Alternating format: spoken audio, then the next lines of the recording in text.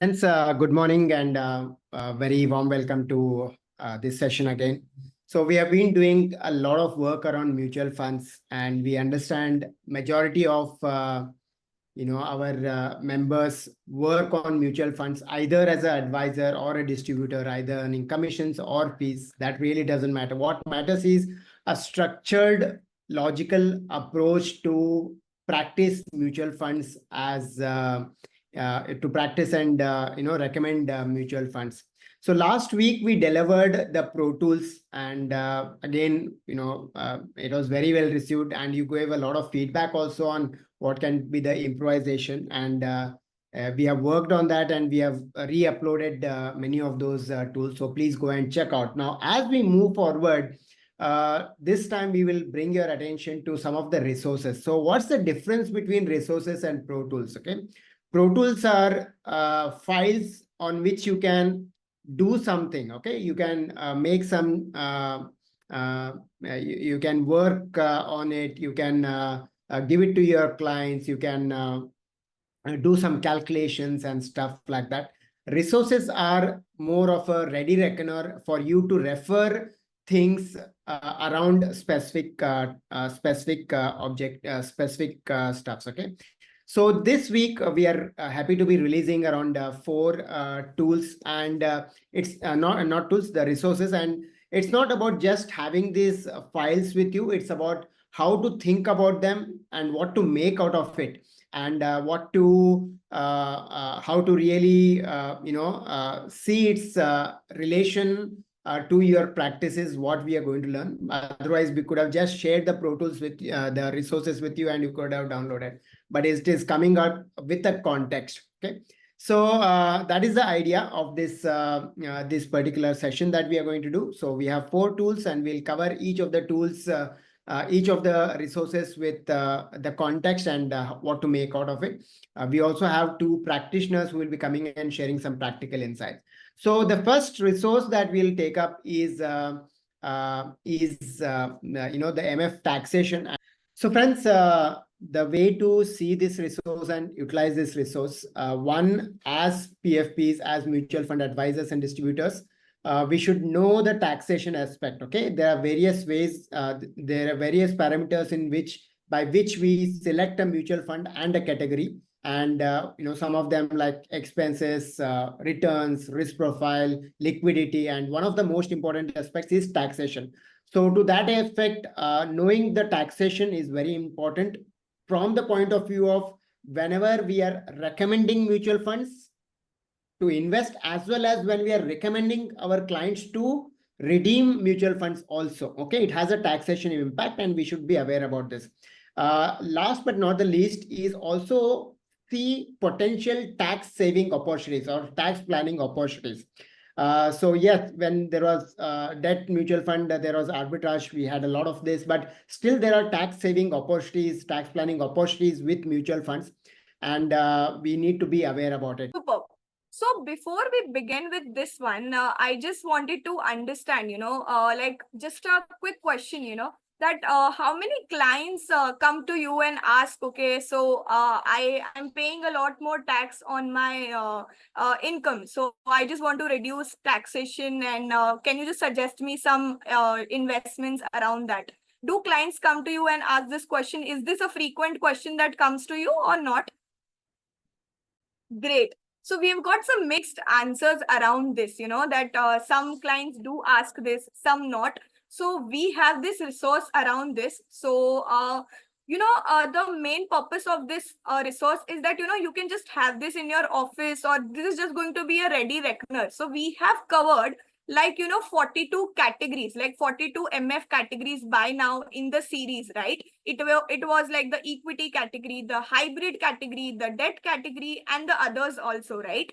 So what we have done in this resource is that we have just compiled all the taxation rules, and you can just refer all of it in one sheet. So I'll just show you, that if you just go on Control P, you will be able to take a print of this. This is just a one pager. In this one pager, you will be getting like all the 42 categories that we have covered in the series. And we have tried to make it like really simple. So That is the reason we have compiled all of that together. Now, before we start, the research that we did was like, if a category is like above 65%, like if a mutual fund is investing more than 65% in equity asset class, then that will be treated as an equity taxation. So what we have done is we have created a column here saying the equity allocation of that asset. So this is the first column that we have here, that is above 65%, that is equity allocation above 65%. Then the next that we have is the funds that have 35 to 65% in their equity. So this class is treated as non-equity asset class. Okay. The third that we have is the funds that have 0% to 35% in equity. So these funds are treated as debt category. And then we have others. So we will discuss this others in the last. And we have the second column here that says MF categories falling under this. So what we have done is we have listed down all the funds that fall under this one. So large cap has more than 65% of investment in equities. Similarly, mid cap has more than 65% in equities. And like all the funds that are here have more than 65% in equities. So we have done this like for all of the funds, like we have categorized it. The next that we have is the holding period. Okay. So what is the rule for this one? Like if a fund is investing like more than 65% in equities, तो उसका holding period हम कैसे decide करेंगे, right? So if it is less than 1 year, then it will be categorized as short term. If it is more than 1 year, it will be categorized as long term. And the tax rate for this one is flat 15% if it is short term and flat 10% above rupees 1 lakh if it is long term. So this is how the rule for this is. So the next that we have is the returns. So how many of you have heard this, saying from your clients, okay, this fund has performed like 33%, 40%, this is something that excites the most to the investor is what I feel like. People run behind returns, right? So, friends, the idea of this tool is to give you a view of what return expectations to set to your investors and your clients, and from which category what kind of returns have been generated. So although we all say that past and historical performance and returns are not an indication of future performance, like it or not, the clients will want to see that, and we also tend to see this. Okay, so this is the truth and the reality of how things work. So obviously we should not be telling that this is the exact returns that you can expect from the future, but give an indication, yes, this is how it has performed, and we will see this kind of performance. We might see this kind of performance in future also with all the disclaimers. Okay, so to that extent, knowing the returns, past returns is important. That's number one. Second, benchmark versus their actual category returns. We all want to beat the benchmarks, if not by a huge alpha, but at least, if we are recommending and if our funds are being bought or invested by the clients, they should at least be on par or above benchmarks. So to that extent, knowing the benchmarks, which benchmarks and what the benchmarks have given are very important. So knowing both is important. At the same time, when we go on to recommending particular mutual fund, our sincere attempt should be to ensure that we are giving funds which might outperform the benchmark or even the average of the category. An attempt. I'm not saying that we have to do it, but that should be the attempt and that should be the approach. Okay, so that is the purpose of this particular research. The first file that we have here is the benchmark returns. So benchmark is something that we call as a base, right? Like say it Nifty 50, say it like BSE's Sensex. So these are the bases that we can compare our funds to. Like most of us do that, right? And even like we are searching for the funds on any of the websites, this is the common thing that we would be getting, a fund is compared to a benchmarks return. And also during the series, we saw that a lot of fund managers, a lot of industry experts that came in had so many graphs that showed, funds compared to their benchmarks. So what we have done is like we have collated all these benchmarks here. We have listed this 42 categories here. We have also listed the popular benchmarks that they use, and it's like the benchmark 1 and the benchmark 2. So we have listed all those here, and also the average return of those benchmarks, So if I take an example, like for the first category, the first here is the large cap category from the equity one. So the benchmark that they commonly use is Nifty 100 or BSE 100 TRI, that is total return index. And the return, the 1 year, 3 year, 5 year and 10 year return are given here. Now, the purpose of bringing this here is, a lot of clients come in and they tell you, that, okay, why do I invest in this categories and why do I not invest in the benchmark itself? So it's not that, this investing in passive funds is bad, right? But as a PFP, and also generally we do recommend them, the active funds or something. So to make that easier, what we have done here is that we have put the benchmark returns here, and then on the next page, we have written the category average returns here. So if you could see, we have the similar categories here, and then we have the same columns here, and then we have the category average return. So it gets easier to compare.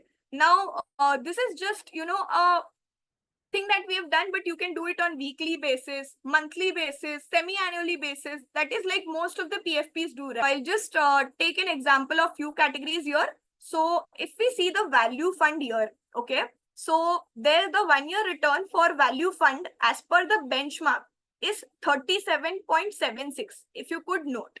So see, we have this here as 37.76, and when we go to the category average returns, we can see it has delivered 47.71%. So seeing this return helps us to understand that this fund, like on an average also, when we are seeing the categories average return also, like value fund, as we all know that, it has a strategy. Value fund has a strategy that it invests in undervalued stocks, right? So it has, given this much amount of more return. Like approximately, even if we consider it is like 7 to 8% more than the benchmark, right? So Pooja, can you share the next resource around all-in-one MF? If you can show the resource, I'll share the context. So friends, we did a pro tool last week around product suitability matrix. One is to be aware about these 42 categories, know which category should be given to which kind of time horizon and which kind of risk profile. So that you are very clear about, okay, mapping of products to the client profiles, okay? Sure. So we have already covered this resource in the previous session that we had, but I'll just take you through this again. So we again have like 42 categories here. And as you know, we had this for taxation, like we had all the rules and everything else. So we have a category description here. So since we have this many categories, it's very difficult for us also to remember, and also for the client to see, because what they will say is that, we have more than 1400 schemes. So like if we just divide it category wise, then we've just listed down the category description here. So I'll just take the example of first three. So if you could see large cap here, then large cap invests in the stocks of well-established large companies. It is a universe of top 100 companies when we see the market capitalization. Then we have the similar thing for mid cap. Like mid cap invests in like mid-sized companies aiming growth potential. It has a universe from 101 to 250. And then the third is the small cap. So this is like the small cap where we are, where the fund invests in like small size companies for higher growth potential. And it is like from 251 to 500 and beyond. So this is how, like we have put the category description for all of this. So you could see the equity category here. Then we have the hybrid category. The next that we have is the debt category. And then we have solution oriented and passive funds and FOFs. So what we have done is like, this is like an all-in-one. So in all-in-one, we have like the number of schemes that the large cap has, the average AUM, so that you can just understand. By going through this, you will be able to understand like what percentage of total mutual fund AUM does large cap has, like, or let's say mid cap has. So this will just give you an overall market idea. We also get this in so many articles that, okay, Amphi has released this and large cap, like people have started increasing more in small cap. How do we say that? So this is how, like, this is the data that Amphi releases, and based on this, we can see that. This is the riskometer by Amphi. Then we have 5-year average return year and the recommended time horizon. We also did one exercise here where we just asked people like how many funds you are doing, how many funds you are not doing. So we also have a pro tool around this. Like if you have not checked it, I would just request you all to check this one. Last resource that we have in this particular series is called as the TER. Again, important thing. Allow me to share my screen. So friends, this particular resource is to help us understand the total expense ratios. Now, the investor has 3 options in front of her. Okay.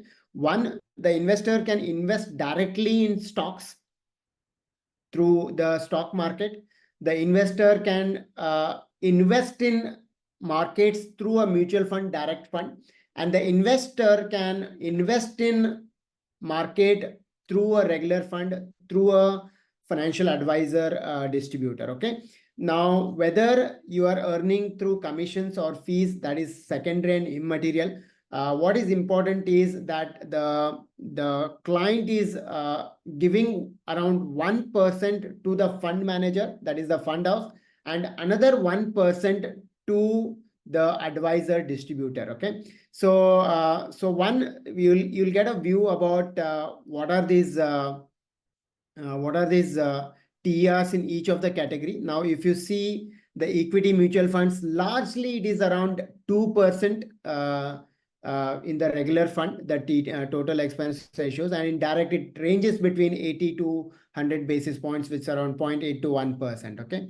And hybrid mutual funds, again, around 1.5 to 2% is the general expense ratios. And in debt mutual funds, the expense ratios are generally around 1%.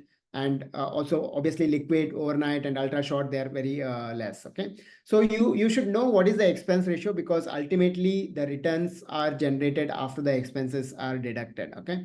So this is a tool to help all of us understand the expense ratios. Now, it is paying 1% more to work with the advisor distributor. Okay.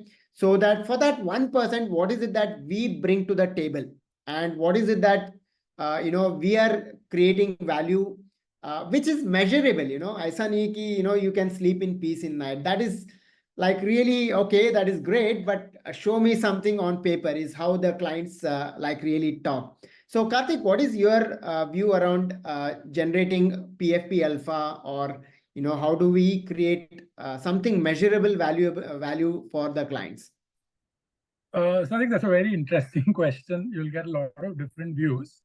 But see, the way I look at it, clients come to an advisor for, broadly under the category of handholding, clarity to take that next step. See, today there are, 1,400 schemes. Break it down into growth, dividend, get a multiple. Then there is PMS, there is direct stocks. So there are a lot of options. I think, clients are happy to pay a fee if you can give them that clarity, help them take that execution. We all have stories, to tell of, somebody who's been sitting in an FD for the last 3 years because market correct hoga, then I'll invest. People are not sure today what to do with their bonus money that lies uninvested for years. So for me, I think the key is to help them take those steps, not necessarily the best return, because even the worst performing fund, if you were able to identify, will still beat doing nothing. Yes, alpha can be measured as only picking the best fund every year. But now if I pose a question back, if a client is investing for 20 years, and it's a genuine 20-year, let's say a 25-year-old walks into your office today, and they're saying, listen, I don't have some short-term goals, they'll be taken, but plan for my retirement. Now, should he or she look at 1 year column, 2 year column and say, oh, my fund is underperforming 1 year and switch? Probably not. So I think sometimes it's not very easy to quantify what you've done, because another part is we also help people avoid mistakes.